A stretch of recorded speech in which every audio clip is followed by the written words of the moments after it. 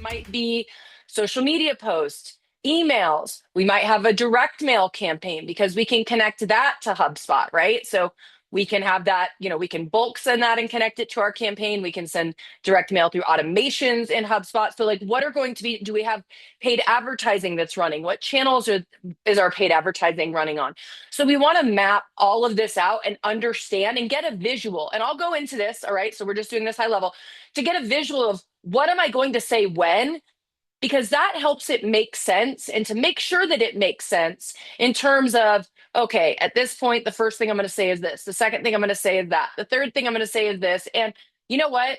If somebody hasn't opened or engaged in anything, if they haven't clicked on a social media post, if they've done absolutely nothing, maybe I skip them on the fourth send or the fifth send, right? And so getting a picture of what we're communicating and when we're going to communicate it is really important. Okay, Karen, you can go to the next slide. So I teased this a little bit, but then we get into, we get into organization. And so before we start, I know that this is like, wait a second, we haven't made anything yet. Before you start building in HubSpot, create your organization, make your folders, create your campaign, get a picture of how you're going to keep everything together.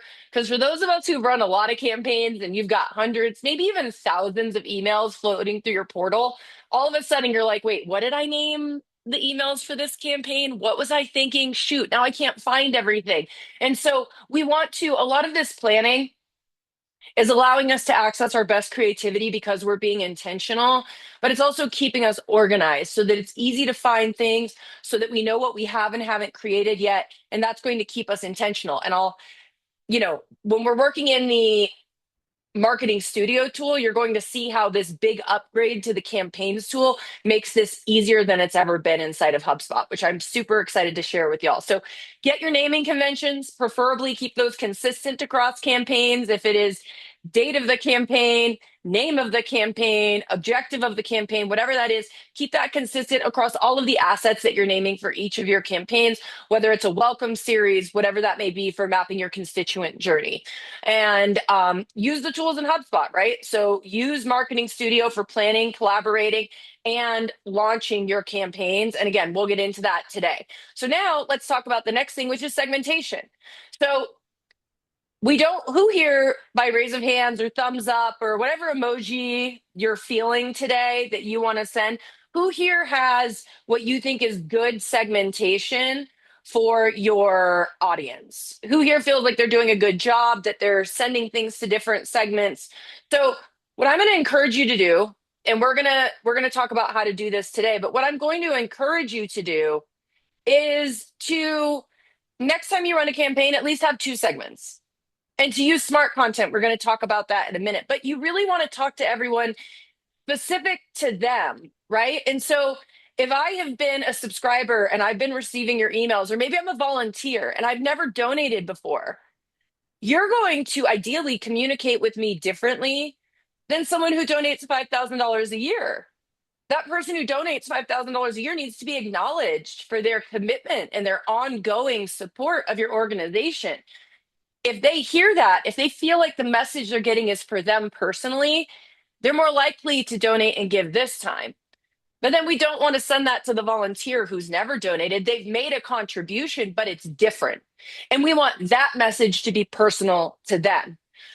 When we segment, we allow ourselves to communicate specifically, and it might not be every touch point, right? So if you're thinking to yourself, wait a second, Mandy, if I've got a 5 email campaign, now I've got to make 10 emails or 15 emails. You know what? Try one or two of the emails and you don't have to redo the entire thing. We're going to touch on smart content today. You could just make the first block and the text within it. And maybe the image that you use, maybe that's what's unique in one email within your campaign for each of your segments. And then you can report on and analyze whether that made a difference or not. Did it make a difference in click through? Did it make a difference in donations received, events, registrations, whatever it is that the objective of your campaign is? So we're going to take a look at that today, identifying our segments, how we can, again, plan for our segments, and we're going to take a look at how we can use static versus active lists, or they used to be lists, now they're actually called segments within HubSpot. So we're going to show that on the Lucid chart as well. All right. So next thing is personalization. Who here, again, by comments in the chat, show of hands, um, is going to, and Sarah, on that, if you can put what you're, if you do have pro level, then you have smart content. You can still segment. You're just not going to be able to necessarily run the A/B test. Segmenting and A/B testing would be a little bit different. And some of these tools, they are going to be available in pro or higher. And so just something to call out there, but you can definitely, all of this will still be applicable even if you're on the starter plan. So who here has used smart content in your campaigns? You can do it by show of hands, comment in the chat, emoji, whatever it is that you want to do. Smart content is fantastic because rather than making your campaign more complicated, rather than, let's say you have 4 segments, that's what we're going to do in our example today. Rather than having to do 4 different emails, rather than having to branch out your workflows and automations into 4 different workflows and automations, you can actually, with smart content, have one email, have one send that goes within your workflow to run your campaign, but you can leverage smart content so that different segments, different lists will see a different version. Smart content can be used in emails. It can be used in landing pages. It can be used in your CTAs, your buttons, your slide-ins on the website. You can really get creative and intentional and precise. And again, you don't have to do this on everything. Start with smart content just on what do different segments see when they come to the donation page on your website. That's something that can be evergreen and personal. And if people update through active lists, if their donating reaches a higher level or they become a recurring donor, now you can change the way that they experience your donation page. So there are lots of places that you can use smart content, tokens as well. We're going to go into tokens today and not just doing hi, first name, last name, and all of that fun stuff, but actually doing some calculated properties. Like what if we just want to ask somebody to give 25% more than they gave last year? How could we do that and personalize that at scale with one property and one token across everybody that you're sending your campaigns to? And then we're going to touch a little bit on things like custom payment links for donations. And so this is another great way to personalize. Now, this one would be a little bit more manual, but to send some, or you can do that in smart content as well, right? Within each piece of your smart content, you can have a different donation link that suggests a different amount of donating based on what somebody has donated in the past. And if you haven't played with HubSpot payment links, it is a great donation solution, and it offers you the opportunity to not only set a specific amount, but people can actually decide the amount. You can offer a one-time or a recurring donation. You can have add-ons. So if you want to ask somebody, for example, to cover their credit card fees. So all of these things are possible in HubSpot for personalization. So let's go ahead and take a look next so we can get into the actual demoing. Automation. So when we're running our campaigns, as much as possible, we want to automate them, right? So if we know that the campaign I'm going to demo today is running through the month of August. So if we know that we're running 5 emails through the month of August, it is optimal if we have that within HubSpot, within our plan, to set up a workflow. Send the first email on August 1st, delay for 3 days, send the second email on August 3rd or 4th, if that's what your campaign is doing. Delay for another 7 days, send the next email on the 11th, and so on and so forth. Have an if-then branch. If somebody has already donated, which we're going to talk about how you can track that per campaign today as well. If somebody has already donated, let's go ahead and move them into this branch where instead of asking them to donate again, because if they've already done what we want them to do within the campaign, we don't want to ask them to donate again. Maybe we ask them to share a social post with their network so that they can get other people to subscribe and donate to us as well, right? So we want to go ahead and do that. We want to schedule things and automatically schedule in the calendar future social posts so that we can get that going. We can move people in and out of segments for personalization. Sometimes we want to use active lists. Sometimes we want to use static lists. So automations can be used for that. and to keep our lists clean, right? Again, if somebody is not engaging, we can move them into a high donor, low engagement list so that they stop seeing the emails, because we don't want to run our community and our donors off because we're just sending them email after email after email, and this campaign isn't for them, right? So we can measure and manage the amount of engagement, opens, click-throughs, etc., time on site, and based on those metrics, those parameters, we can decide throughout the campaign within our automation what somebody will or won't see in the future. Okay, let's go on to the next one. Getting close to demo time here. I'm excited. Reporting. So campaign and now marketing studio. So I apologize for using the old name of the tool. So if you're looking in HubSpot under the little megaphone where all your marketing tools are, this is now called Marketing Studio. You might or might not have opted into the beta. So if you want to find the beta, opt into it because it's great. But you get campaign level reporting. Here's what's so great. I love this about reporting in HubSpot. So I come from a marketing operations background. So in the early days of my marketing activities, I was setting up tags on everything through Google Tag Manager. I'm sure lots of you in the room have experience with Google Tag Manager and going and creating all of that and then sending that into Google Analytics and drilling down to see how many of your buttons were viewed, what was the scroll depth, how many times were the buttons clicked, but the form wasn't completed, and trying to understand where along your conversion journey the journey was getting was experiencing the most fall off or the least conversions to the next step to continue to optimize it, right? What I love about HubSpot is that at the campaign level and at the asset level, which I think is really important, you can zoom out as far as you want to. So we'll get to that with dashboards in a moment here. But you can also zoom in. So do I want to look at the campaign level and see where this collection of emails, social posts, ads, meeting links, we'll talk about that, blogs, landing pages, CTAs, how did all of these asset workflows, automations, how did these all work together to get to that particular goal, right? So that's one way that we can report. Or how did this specific email perform? How did this specific CTA perform? Rather than having to always measure scroll depth, you can actually see how often a CTA was seen. That's going to tell you if somebody scrolled that far or not, because that's usually why we want to understand scroll depth, unless we're, which you can do with custom behavioral events to understand, okay, people are getting to 50%, whatever it may be. But we can actually analyze asset by asset. And little bit of a spoiler alert for when we look at the marketing studio later, when you have your new Miro Lucid style board for managing marketing campaigns, you can actually see the click-through rates and the results of each of your assets right there on the marketing studio board where all of your assets have been created for your campaign. So that's really exciting. So we can zoom in, we can zoom out and understand piece by piece. So everyone here, I know that we're all having plenty of time to analyze every single piece of our campaigns and what's working or not. Here's what I want to say about that. And this dovetails beautifully into analysis. There are infinite questions that we can ask about how our campaigns are performing. And each question leads to an answer that leads to another question for many of us. And so, again, rather than, hey, I don't have time to make 15 emails, hey, I don't have time to analyze everything, what in your next campaign or in your welcome series or whatever constituent journey it is that you're mapping, whether it's a short-term one for a campaign, whether it's a long-term one of taking someone from being a subscriber to a donor, to a recurring donor, to a sponsor at an event, whatever that path looks like for your organization, what can you analyze next time that you're not analyzing now? What emails are working? What in the emails are working? Does the top button get clicked or does the bottom button get clicked? Does the CTA work better when it's one word versus two words, when it's red versus when it's blue?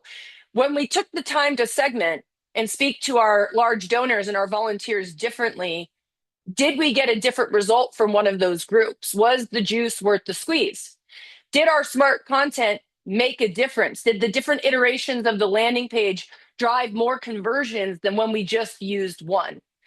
So these are the types of questions, and go ahead and, feel that's obviously just a very short list. And if you ever have questions about good questions to ask about your campaigns, we're happy to help with that. But make sure that you're analyzing, right, at the asset level, at the campaign level, and then zoom out. Get your dashboards and what's happening with your trends with donors. Are you having an increase in live bunts, side bunts, twi bunts, Are you having a decrease in those things? Is your average gift amount going up, going down? Frequency of giving per donor going up, going down? Open rates in general per email, website traffic in general, time on site, bounce rate. What is happening with these trends? And keep an eye on them so that you understand how effective you are being in mapping your various constituent journeys. All right, Karen, I think that we are I think that we are ready for the demo portion. All right. So I'm going to go ahead and take over the screen share. And as promised, we're going to jump into the tool for the rest of the time until it is time for questions. So let me go ahead and, all right. So we talked about starting with intentional communication. So I like to use Lucid Chart. Lucid Spark is a little bit more like Miro board. And like I said, so I'm going to tease this real quick. We now have the marketing studio. So by show of hands here or emojis or comments, who here has actually had an opportunity to play with the new marketing studio tool? Has anyone here had a chance to use this yet? How many of you is this your first time seeing it? All right.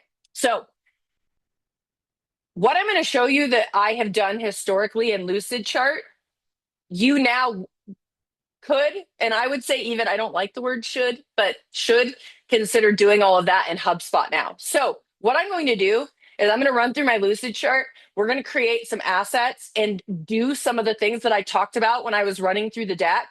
And then we're going to go to Marketing Studio and we're going to go through and show you how you can now do the planning in Lucid and the execution of everything that I am going to go through and demonstrate using the Marketing Studio. Keep things more organized, comment with your team, create tasks, plot things on your content calendar, convert ideas into actual assets, which I think is one of the most powerful features that the new Marketing Studio offers. Okay. So when we're planning our communication, this is what I mean when I say like start out with like what is your plan and what are you doing and what is the content and let's be intentional with it, right? So on this I started out with like what's the name of this campaign, when does it start, when does it end, and what are my goals, right? Because we've got to start with what we're trying to do. Then this just starts out with okay, what are we doing first? We've got email one, we're going to have 4 variants. We've got a Facebook post, we've got an Instagram video, we've got a YouTube video announcing the campaign. So I do this with everything that I build as far as the campaign because it helps me to stay organized and it helps me to work efficiently. Because before I do anything else, before I start building, I need this content, or I at least need the first email, the first social post. I need that content. So starting out with outlining what do you need for each of these columns and each of these steps before we start building our if then branches and our conditional logic and deciding what the segments are and defining all of those things for the technical build out for the marketing operations. We want to know who are we talking to and how and what do we need to do that. So to get our intentional communication, we need an intentional list to actually execute on that. So here you can see we've got email copy for 4 segments. We've got unique images. We've got 2 unique CTAs for the emails, one for the landing page, one for the blog. All right, maybe we're going to do right here, we know it, maybe we're going to do a banner, right? So let's see what we do there. Main landing page with copy for all 4 segments because we're going to do smart content there as well, blogs, etc., etc. So this gives you that list. Now, like I said, if you have access to Marketing Studio, put this in Marketing Studio, turn that into tasks. We'll get into that a little bit later, exactly how you would do that and what that would look like. But this is my recommendation that you start so that you don't overwhelm yourself with like, I have to build everything at once. At least that's how my brain works. I like to be able to start with like, okay, step 1, what all do I need from a content perspective to run this campaign? And then I can work backwards and say, okay, it's July 16th. Now, hopefully, if I was actually launching all of this on August 1st, I would be starting before July 16th. But all of us who work in the nonprofit world know that sometimes that is all the lead time that you have, and you've got to make magic happen. So this allows me to know I can task this out to myself, to other people on my team, and have an idea of what we need. And okay, maybe to launch on the 1st, I don't need everything, But I want to have by, the end of the month, I want to have everything for the first and second emails. And then I can fill in from there, have a bit of a rolling timeline if I need to, right? Because in a perfect world, we'd have everything done for our campaigns before they launch, but we do not live in a perfect world. So we want to start out by mapping this out, right? When's it going to run? What are we doing in general here? What are we going to focus on? Any notes that are going to help us, and a list for everything that we're going to need to be able to execute everything, right? And just being able to ideate. And you're going to be able to do this in Marketing Studio now. Like, start at this point in the campaign. We want to start segmenting based on opens, clicks, etc. What are we going to do for people who've already donated? Starting to ideate. Oh, wait, once we get to step 4, I need an email for people who haven't donated. I need to decide how many segments I'm going to run that to, how many variants, and then I need another email for people who've already donated. And then what is the logic and the branches and the automation going to look like once we get to this point in the campaign when people have already donated? And we don't want to wait till step 4 to catch those people, right? So we probably need to go over here and we need to write out that we're going to account for those who have already donated, right? So we want to do that throughout our campaign. Next, when we're mapping and planning, I did this in multiple tabs. Again, this is something you could do and build it all in one tab. I wanted to be able to show you one step and then the other, then the other. Of course, you can combine all of this. You can keep it separate, whatever works for you. And again, it's something you can do in Marketing Studio moving forward. So then our segments, right? Who are our segments? In this particular example, I have the segments as large donors. We need to define what's a large donor. Is it an amount they give for one gift? Is it an amount they give per year? Is it the lifetime amount that they have given? Is it the average per year? What are we going to define that as so that we can identify the right properties in HubSpot and make sure we have the properties to create our segments, right?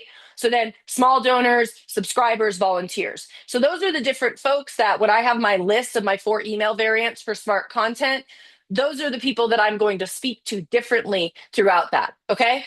Then what is needed for segmentation? So we're going to need roll-up properties for donation amounts. Make sure that we have that. What are we including? Do we have, when we're looking at roll-up properties, let's say we're using deals in HubSpot, are we using soft credits, hard credits? What are we going to need to do to ensure that we are accurately capturing what somebody's roll-up donations are for the period of time that we're measuring in order to make our segment? So that's some of the planning. When we put that in front of us, then we know what we need to plan for. We can get those specifics defined. Then we can build our segment. Again, when we write this out ahead of time, it makes it easier. We know what we're going into when we're building our campaigns. This is going to set us up to create more robust and more complex campaigns because we know what we're doing ahead of time, right? So we need a has donated during the campaign property. I'm going to show you how to manage that and how to utilize that within a workflow. So that's one of the workflows I'll be showcasing today before we jump into the Marketing Studio, creating the segments that we need, etc. Then what we want to go into, right, is personalization. So what are we going to need? So I want to ask people to donate 33% more, a third more than they've donated so far year to date. So I'm going to create a property that gives me their year to date times 0.33, and I'm going to use that as a token, and that's going to be the exact amount that I asked for. So we're going to demonstrate that. We need our smart content rules. So this is something else we're going to have to set up in personalization, and this is why we have the order of operations that we do. I can't set up a smart content rule unless I have the segment. So first I need to create the segments. Then it's going to make it easy, and I'm not going to run into a roadblock and friction when I'm actually building my campaign or when I hand the campaign off to someone else on my team to build. The segments need to be there before the smart content rules can be created, right? So then email for a friend referral, I need another segment for people who already donated through this campaign. So now I know everything that I need, who I'm going to be talking to. That way I know what I need to have in order to successfully build out my campaign. Then we get into the automations, right? So what automations am I going to need? I'm going to need the email sending with friend invite variation, setting and clearing donation during campaign properties. So I outline, and of course, the overall campaign delivery. So what am I going to need to actually send this campaign successfully? So that's our planning. Let me go ahead and look over here real quick. Any questions on the planning component before I move on to actually going into HubSpot? All right, I'm going to go ahead. So, like I said, we'll get into the Marketing Studio, but for now, let's start out here, right? So, First things first, we are going to take a look at our organizing, right? So when we're organizing, now that we've planned our communication, oops, let me go back here. There we go. Nope, one more tab over. Hold on, we're blocking it. There we go. Nope. All right, let me go back out of here. Sorry, y'all. This was not an amazing start to that part. Okay, so first thing we want to do is we want to get organized, right?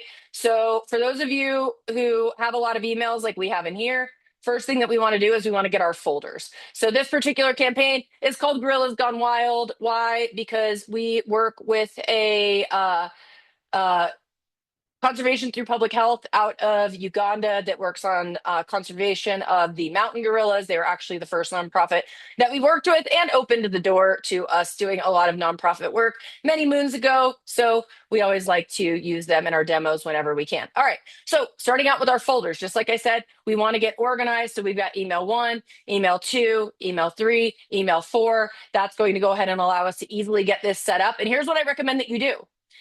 Even if you're not ready to design yet, I recommend that you go in and that you create these emails because it's going to allow you to bring them into your marketing studio and campaign planning tool. And you'll be able to see that you don't have the design for those done yet, but you can go ahead and plug it in and start to map out the picture. Of course, like I mentioned, and I'll demonstrate this, you can use cards. And if you use cards, then you can go ahead and convert them later into emails. So if you don't have them done, that's okay. This is how I like to work. But the most important thing here is make your folders. Go in, make your folders, organize your assets, and make sure that you are ready to do the work the way that you want to. All right. Then, as far as getting organized, now we want to go in and we want to use our content calendar. So, who here uses their content calendar inside of HubSpot? Anybody?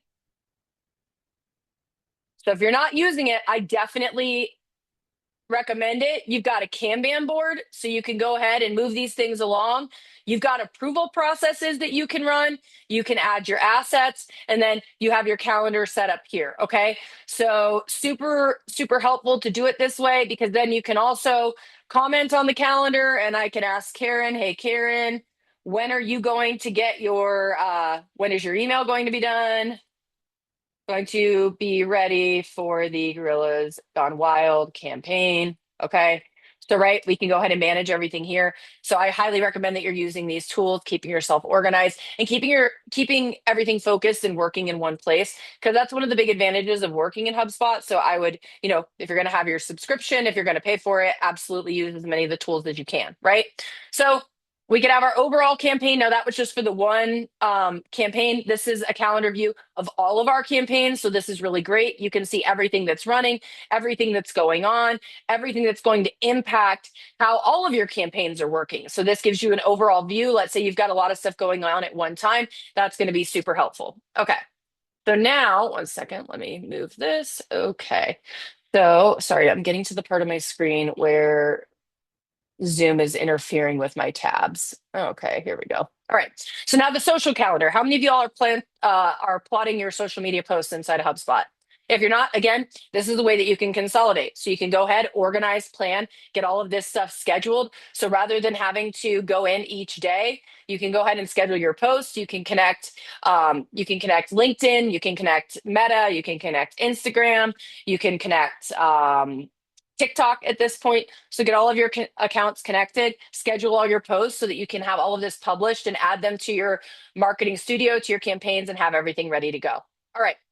So then we organize our emails. So now if we get into segmentation, now we need to be ready to be able to send to who we want to send to, right? So on this particular one, I wanted to create a list for folks who have, or a segment for those who've donated more than $5,000 in 2026. So I decided that my large donors were going to be people who've donated more than $5,000. So what we did is we had created a roll-up property that gave us the total tax deductible donations for 2026.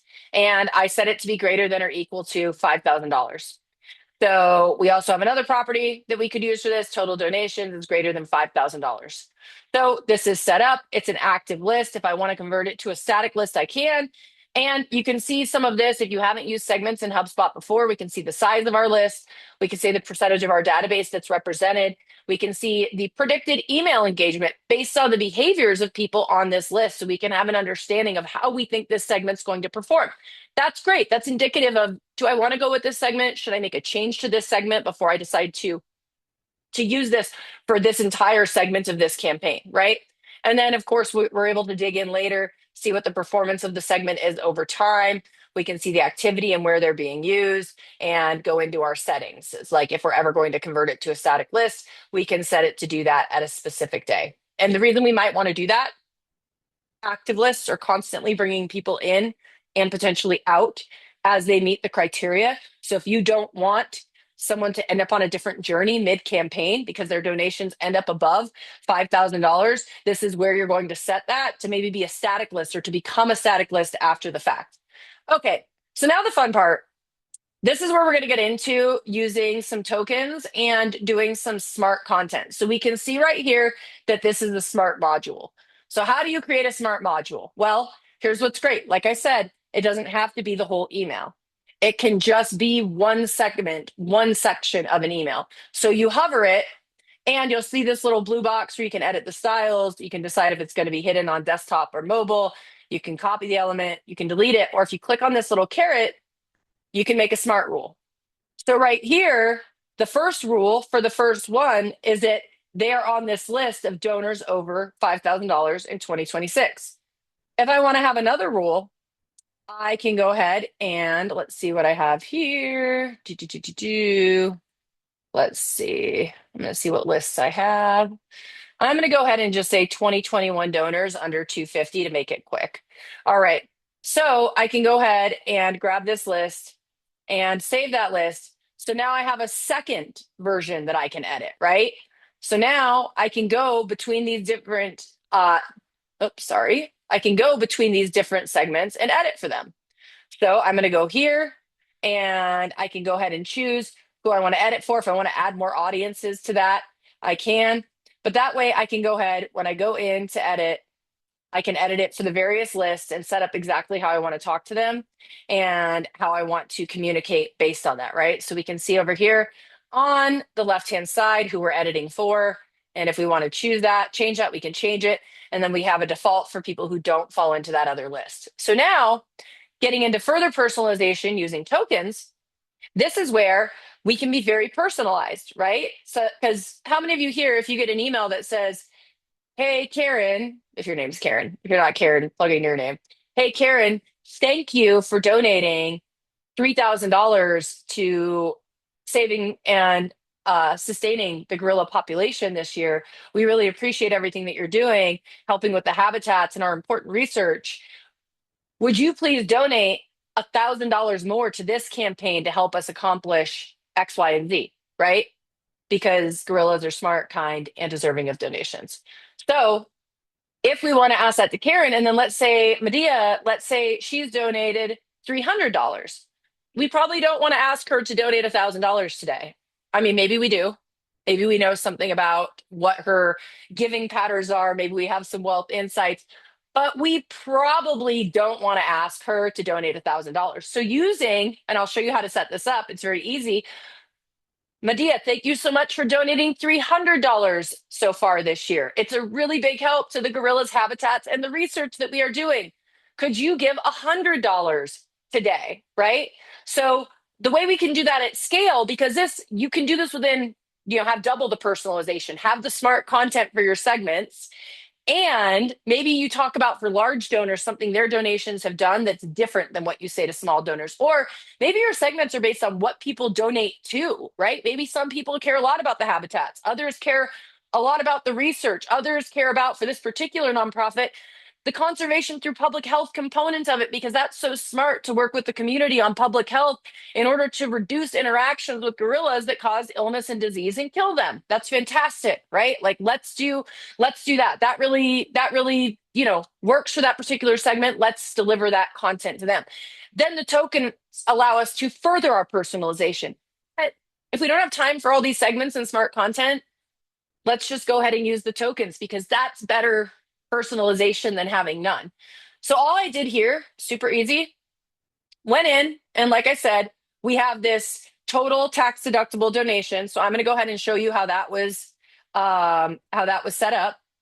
So all we did was set that to be a sum, and we have tax deductible is equal to yes, and donation year is equal to 2026, right? So that's how we set that one up. So then to set this one up, all I did was I went in and I created a very simple custom equation of total tax deductible donations times 0.33. Of course, when you are using these tokens, please be sure to set up and communicate the fact that, make sure you set up if someone hasn't donated at all, that you don't have $0. Like, thank you, Karen, for donating nothing. Can you donate 33% of nothing, which would also be nothing? We don't want that to happen. So make sure we set our base amounts when we're putting in our tokens, right? So we can set the default for what we say here. I just put money in as an example. So you could say, you probably want to change this entire message if somebody hasn't donated, right? So make sure that you account for that, have a segment of people who have not donated, and have a catch-all for somebody who might end up in the wrong segment, but hopefully they don't if you set up your segments properly. Okay. The last thing I'm going to do here, real quick thing on workflows, right? So go ahead and send the major donor email, have a delay, and then what we can do is have a if then branch that allows us to say, hey, somebody has or has not donated yet. If they haven't donated yet, we continue to tell them to donate. If they have donated, we have a different message, or maybe we skip this email altogether. Now, the other thing I wanted to call out, and then I'm going to get into the marketing studio. I know we're running close on time here. So what we want to do here is say, hey, if somebody has donated, we want to know they donated during the campaign. So the way that I like to do this, and this is important, so that you don't end up with a whole bunch of properties, create one property that is donated during the campaign. Unless you're running multiple campaigns at one time to the same people, which sometimes that's good, a lot of times that's not good. So we're usually running one campaign at a time to an audience. So if we create a property donated during the campaign, and what we do is we set up a workflow that says, hey, if a deal gets created between the start and end of the campaign, so we have the dates here, and it includes GGW or Gorillas Gone Wild, because internally, maybe we don't always keep our naming conventions consistent, and we want to make sure that for those who use our little GGW acronym that we catch it, or for those that have the Gorillas Gone Wild, we capture it. So if they donate specifically to that, because maybe we get a gift from somewhere else, maybe we get a deal because they buy a ticket to an event. So we don't want to just say that any deal. We want the deal to have the proper naming convention. So that's when we enroll. Great. We go ahead and we update donation during current campaign is true. So then in the if then branch in the other workflow, if that value is true, now we're going to say that they've donated and we're going to send them a different message. Then we're going to do another delay, right? And we're going to wait until 15 days after the campaign ends, and then we're going to clear that property. So it's ready for the next campaign to be set to true, or probably you're not going to set it to false. We're going to set it to true because they're only going to enroll into this workflow if it's true. Then you can keep this workflow, and for your next campaign, duplicate this workflow, change the naming convention of the deal that triggers it, and there you go. Now that's ready to add to Marketing Studio, which is where I'm going to head over to next. All right. So I'm going to power through this and show you all of the really amazing features and what has changed. So for those of you who've used campaigns before, campaigns were amazing. You could add all sorts of assets to campaigns, roll up the results and the attribution and the reporting, which was fantastic. Keeps everything organized, had a really nice interface. This brings things to a completely different level. So what we see here is exactly what it looks like, right? We have the ability to go in here and to move things around. So let me grab this sticky note. Let me get it perfectly in line here. Let me grab this email and move it here. Let me grab this meeting and move it there, right? So we can do all of our planning. We can get our campaign brief, right? So we can go ahead here and upload campaign documents to give more context and things that we can help us with creating our assets. So that's really amazing. But let's start adding things. So for those of you who've worked with campaigns before, you're probably familiar with quite a bit of this, but HubSpot has expanded massively what you can add to a campaign. This is really helpful because one of the best things about working within HubSpot for nonprofits is that you can do everything in one place. So your marketing, development, advancements, events, memberships, volunteers, all of that can happen in one place. So when you're creating a campaign, Sure, some of our campaigns are just going to be emails and ads and social posts and landing pages and CTAs. But what if part of this campaign is also your development or your advancements or moves management team reaching out to your largest donors or sponsors because this is your big gala every year? Whatever that may be, now you can add meeting links, one to one emails, sequences, which are one to one communication flows instead of one to many like marketing emails, calls, documents. Let's say you're sending out a sponsorship package document to everybody who's a potential sponsor. Now you can bring all of this into a campaign beyond just your marketing assets and have all of that roll up to your results and use that in your management so that you know that you got everything done that you needed. If you have like, hey, we need a meeting link specifically for each of the people on our advancements team or one for all of the advancements team, and that needs to be made and added to this campaign so we get our attribution done properly, then we can do that. So it allows us to plan, it allows us to organize with the comments and tasks, it allows us to collaborate, push it into the calendar, see what needs to be done by when to make sure that it actually happened, bring in your workflows so you know that the proper automations were built. We can also bring in feedback surveys now. We can bring in marketing events. We can bring in podcasts. We can bring in WhatsApp messages if we are doing any sort of communication through WhatsApp as well. So then we can bring in empty cards. So I mentioned this. Here's what's fun. Okay. So we mentioned that, okay, now we've got email two, right? Let's say we know that after email two, we have email three. This is, I think, one of the most powerful features of the new marketing studio.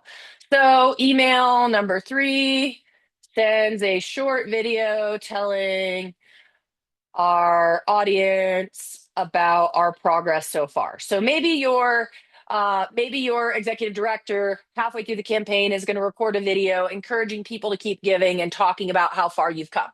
All right, so now we know that's what we want to do. Cool. We have that planned out. If we want to add a little, if we want to add a little sticky note and put that here and say, okay, we've got this sticky note and I'm going to keep picking on Karen and making Karen do things. So Karen, please work with Jen to, whoops, guys, I can't type today, to get a video for this email and work with Al to get the copy done.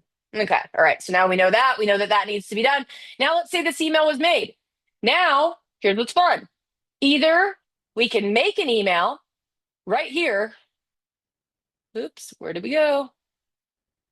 Here we go. So we converted it to a marketing email. We see that this changed, right? Now we're going to add content. So are we going to create content? Are we going to select existing content? So if we want to go with existing content, we can go with the Gorillas Gone Wild. We know that this needs to be email number three. There we go. Now we have not only added this email to the board for our planning, we've also added it to the campaign. So rather than having to go in later and pull these things in, now it has been pulled in, right? Now let's say that we want to add email four, right? So again, let's say email four doesn't exist. So again, we're going to work on this. We're going to add a card and we can also annotate this as well, right? So we can go ahead and say at the top of it, like, hey, this is, well, once we convert it, we can annotate it. Okay, this is going to be email number four with a mission story. Okay, there we go. So now we're going to go ahead and we're going to convert this again to, oops, let me move all y'all's wonderful faces. We're over there blocking. All right.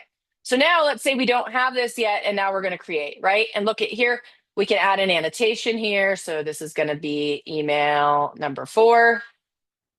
All right, this is great. Perfect. So now we're going to add content, but for this particular one, we're actually going to create it.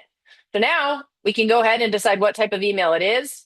And we can go ahead and grab a template. And now that we've grabbed the template, sorry, I keep moving y'all to a new place where it's blocking my navigation. So give me 1 second to move y'all to the left side of the screen. Okay. So now we're going to create this. And from here, right, like if I needed to comment on this, like, hey, Karen, we need the, sorry for all the notifications you're going to be getting, Karen. We need the copy for this email. All right, so now we've got a comment here. Let's go ahead and add this to our calendar, and let's get an email number 4 task going so that we get that. This is high priority, and we're not going to assign this to Mandy. We're going to assign this to Karen. All right, and we need this to be done in a week. All right, perfect. Reminders. Yeah, let's give Karen some reminders. All right, there we go. Now we've created that. Now that's over there on the calendar, so we can go back over to the calendar. We've got that email here ready to go that's going to need to be done. All right. And then we can go back over to the creation board. Now we've got this email. So if we need to edit this email, now we can go in and we can edit. And just like that, we are now in the studio and we're editing. So now we can go in, let's go here, let's create some smart segments, right? We can go ahead and do that. And then right here, just go back, or if we want to open the full email editor, we can do that as well. So we go here, go back to studio. There we go. We can also see things here. We can see what the click rate is, so we can start analyzing from right here. We can also go into our analysis dashboard and we can take a look at our revenue attribution. Now, this campaign hasn't started, so we're not on our way to a $500,000 goal yet, but we can go ahead and add a goal. So let's add a goal, and we've got an attributed revenue goal. So our attribution model, let's go ahead and do, depending on what you have, right? We're going to go ahead and do a full path attribution, and we're going to make this our revenue goal, and we're going to have that revenue goal start and then end on the 31st. And there we go. Now we're going to go next. And we are going to go ahead and have $500,000. And there we go. Now we've got a revenue goal set for this campaign. We're creating that goal in the background. We'll be able to see web traffic, contact lifecycle, influence contacts over time. And if we would like to add something and add an asset, that button is always available. But here we go. We're going to see how our revenue goal is going, and we'll be able to see our process as the campaign goes. We can update our revenue attribution models. We can update the date range that we're looking at. And then going back to create, again, just making this really clear here, all the stuff that we can add. So we can go ahead and add a meeting link.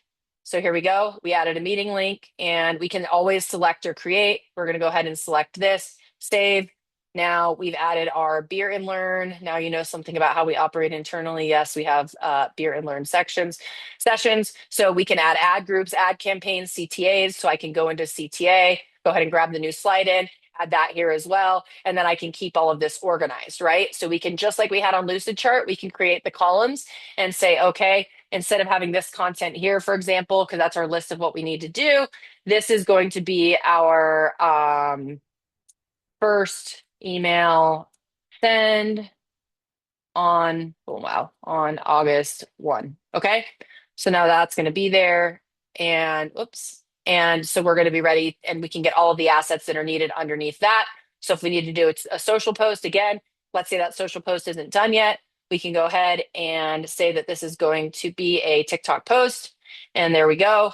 That's not ready yet, but we know that we need to do that. Again, I can add a comment, put that on the calendar, get that assigned so we can map out everything. We can list all of our needs. So if we go back to the Lucid chart, we can do everything that we were doing in Lucid, but now we can do that inside of here, right? So I can go ahead and I can put these names on top of it. I can put my needs lists on it. I can outline using stickies what my segments need. And then I can have a card for the workflow. And then when the workflow is actually built, I can go ahead and add it, right? So we can go here and we can go new, and we could say, okay, we need a workflow automation. And then actually, I don't know that we can do workflow automations. I might have got a little bit ahead of myself. So let's go over here and add them this way. So we got automations. So we can go ahead and add a workflow. We know that we had the ones for Gorillas Gone Wild. So there we go. We have our sending workflow, save that workflow. And there we go. Now that's added to the campaign as well. So I know I went over a lot here. So do we have any questions? I know that we don't have a lot of time left, but any questions that anybody has about Marketing Studio, about mapping your constituent journey, about creating smart content? And of course, I know we don't have a ton of time here. So if you want to, schedule a time with us, of course, we're always happy to answer questions. Of course, like Karen said, we have the forum where people can ask their questions. But is there anything that we can answer for anybody who's been here with us for the journey today? If you're brave, feel free to come off mute.